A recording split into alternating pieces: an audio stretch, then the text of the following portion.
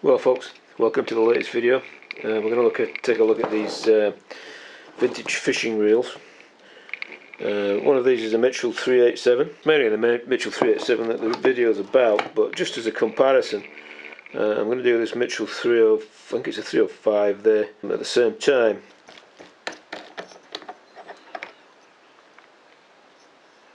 Okay, this head here, this contains the drag for the reel, so I'll take that off. Right now, most of these Mitchells have a left-hand thread on the winder, so you can basically just unwind it.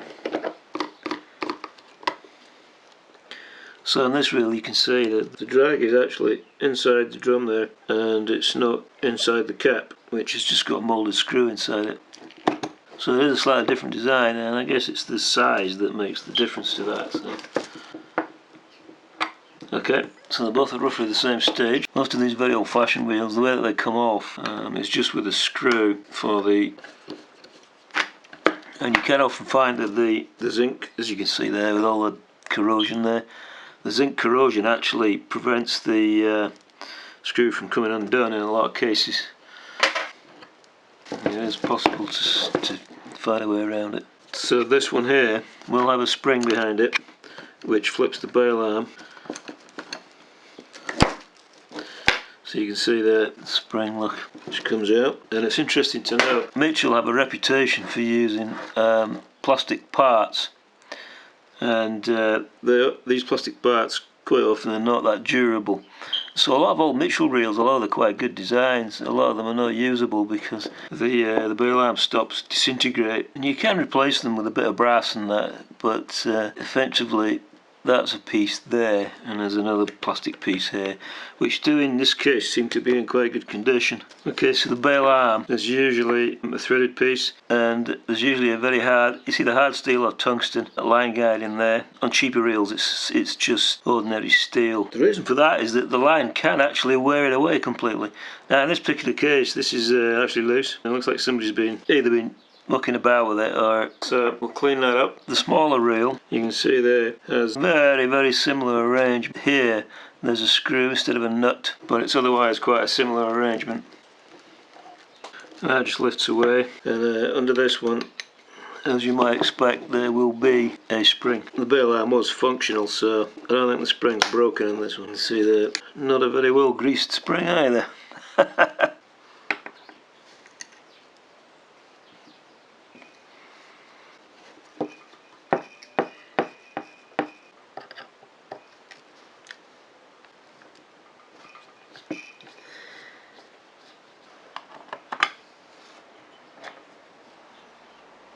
Okay, so I would say someone's been in there recently. That's quite a lot of fairly new looking grease in there. So that piece there, that releases the spool. It makes you wonder though, if they've greased the inside, why on earth didn't they bother cleaning up the body and everything? Very strange. So that's moulded on, that piece there. So that's the spool pin, been pulled out now. Okay, so now that's usually the cam rider, which usually comes straight off. It's made of plastic in this case. Mitchell had a bit of a reputation for using plastics quite early on, not always to great effect, as was seen from some of their fly reels which disintegrated. In a lot of cases they got it right, this is probably one of them. So to further dismantle this, we need to remove that, and that is held on by the nut which holds this on. You can put a socket onto this particular one. My favourite tool actually is a pair of pliers. I've only very occasionally found these to be on really tight, and the pliers don't generally damage a hard steel nut. Different case if it's a brass nut maybe, and that should allow your top to come away. And in here, this is quite a big reel, so it does have a bearing. Okay, so here's our little 304. I think I said 305 earlier on. It's actually 304. So the number is a little bit obscured.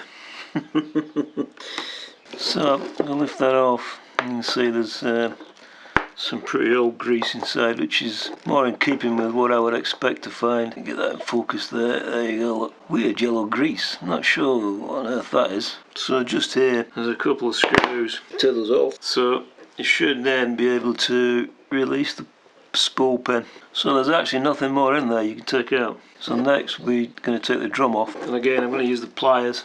Okay, so on these sections here, sometimes you get a bit of corrosion here, just at this bit here, and it won't come out, but it should just push out. So if you get to this position where you're really puzzled about that, then it's just, you can just force it off. This part of the reel here, it's held on, I think, by the cog, and there is a riveted post there, but it should come off.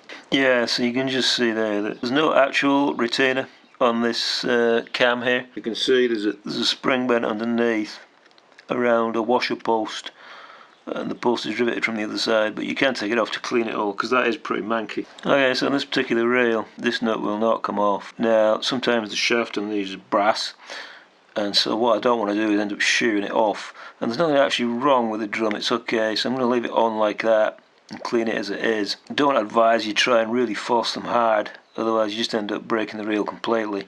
I'm not really sure why that's stuck, to be honest. Now, I have put a little blowtorch on this, but you've got to be very careful with these, because zinc cast metal has quite a low melting point, and it's easy to just damage the casing by melting it if you over torch it. So you've got to be really careful with that, but I'm just going to clean the little arm inside here, take that off. So eventually we got the nut off. That was a result of pouring a kettle of boiling water over it. So very slowly poured a kettle of boiling water over the nut, and then some cold water from the tap to thermally shock it. And I was going to put WD-40 on, but it came off, and actually came off with an 8mm socket. But now we've got a retainer here, which is on a flatted shaft. It's usually easy to get those out with the pliers. The drum should just come off now. So as you can see, it's typically on a spindle, which is made of bronze or brass. There's no bearing as such on a reel as small as this. The excitement of bearing reels actually came along much later on. So on the bigger reel, to complete the drum disassembly, we're going to remove all these 3 screws here, and underneath there's a bearing, which it looks actually as if you wiggle it, it's still in pretty good condition. So this is an old reel, but it hasn't had a huge amount of use by the looks of it. So there you can see the bearing, some very very old grease inside it. In fact, it's gone slightly greenish with the brass there. Okay, so now that that's been released, this should lift out on the shaft there. Don't lose that shim washer there. That's important. The quality of manufacture you can see compared to the other. So inside there are some springy bits that need to be dismantled. I would think that will just lift off, and the spring there will just lift off too. So we've got the handle clip there, which will also take off. So you can see the difference in assembly, that the bigger the reel, the more money they can charge, and therefore the more they can add sophistication to it. Okay, so you don't really need to take this off, but I do want to clean up the case quite a bit, so it would get in the way if I left it on. So that's nearly ready to clean up, and we now have to there's a little mechanism on here which we need to take a look at, just make sure that's all viable. If you see there, when you push the red button there, nothing really happens. If you push it just a little bit so it engages with the hole, and it works properly. I think it's supposed to sit like that in actual fact. So what I'm guessing is that for some reason there's actually a fault here. The piece of metal has come too far out from the red plastic there, so that needs to be fixed. Well folks, that brings us to the end of this little video where we are dismantling the Mitchell 387. Thanks very much for watching folks, bye.